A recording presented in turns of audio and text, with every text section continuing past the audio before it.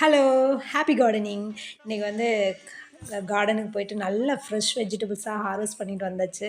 இன்னைக்கு ரொம்ப ஹேப்பிங்க. ஆஃப்டர் பொங்கலுக்கு அப்புறம் வந்து சூப்பரான ஒரு ஹார்வெஸ்டிங் பண்ணியிருக்கிறேன்.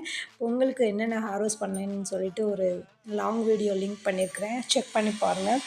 பாருங்க நாட்டு டொமேட்டோ நல்லா ஃப்ரெஷ்ஷாக வந்து அப்படியே ரெட் கலரில் பழுத்துட்ருந்தாங்க.